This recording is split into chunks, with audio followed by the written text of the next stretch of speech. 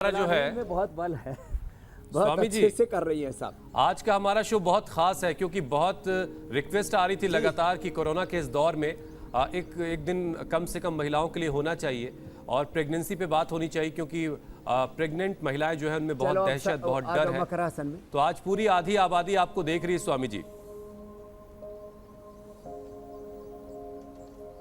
तो pregnant ladies को हुसैन भाई एक तो सूक्ष्म व्यायाम करना है, भस्त्रिका, अनुलोम विलोम, भ्रामरी, उद्गीत, शीतली, शीतकारी, नाड़ी शुद्धि प्राणायाम करना है। वो प्राणायाम से पहले थोड़े आसन बता रहे हैं, जितने इजीली कर सके उतने आसन कर लें।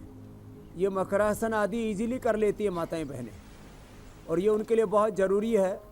थोड़ा दशमूलारिष्ट पीते रहें, शतावर चूर्ण खाते रहें और किसी को प्रेगनेंसी नहीं ठहर पाती है तो शिवलिंग की पुत्र जीवक के बीज तो मैंने बहुत बार बताए, अब उसके लिए हमने संतति सुधा बना दी है। शिवलिंगी पुत्र जीवक, कोंच के बीज, शतावर, ये सब मिला करके तो रेडीमेड भी हम उपाय बताते हैं और शिवलिंगी पुत्र जीवक सदियों से हमने बताया है और अपने पूर्वजों से ज्ञान हमने पाया।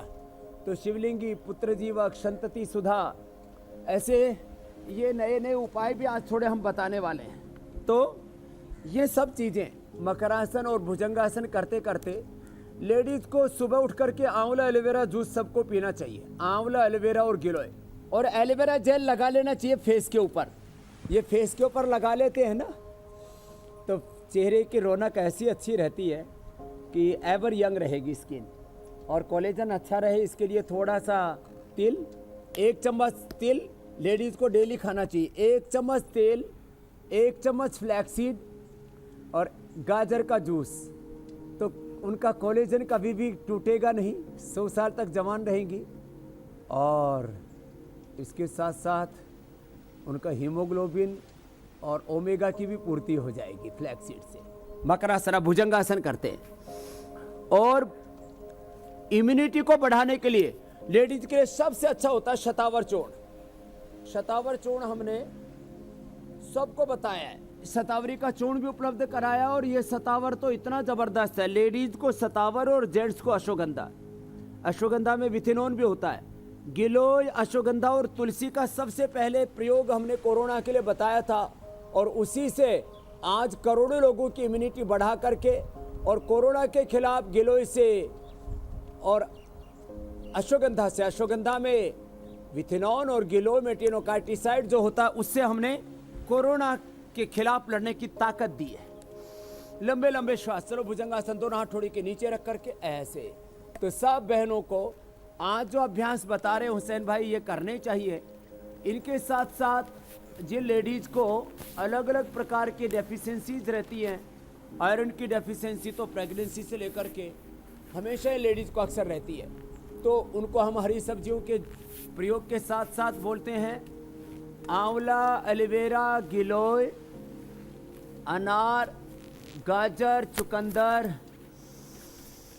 इनका थोड़ा सेवन करती रहे तो हीमोग्लोबिन 7 से लेके 12 तक पहुंच जाता है, जो आपने अभी इन बहनों में स्वामी जी बहुत सी महिलाएं ये लिख रही हैं में विटामिन डी की, विटामिन B12 की, कि डॉक्टर्स जो हैं वो उन्हें बिल्कुल से बेड रेस्ट पे कई बार बोल देते हैं कि आप बेड रेस्ट पे रहिए, चलने फिरने की भी जरूरत नहीं है। ये कितना जरूरी होता है?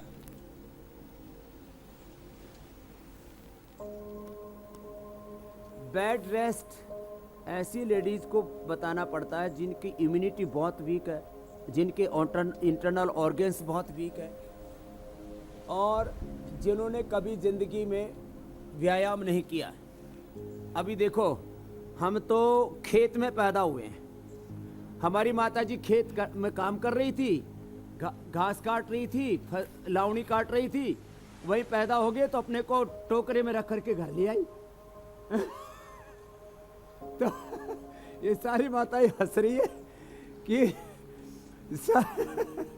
आजकल जो है वो हॉस्पिटल में बालक पैदा करने पड़ रहे हैं। चलो सीधे लेट जाओ। क्यों? क्योंकि कमजोर हो गए।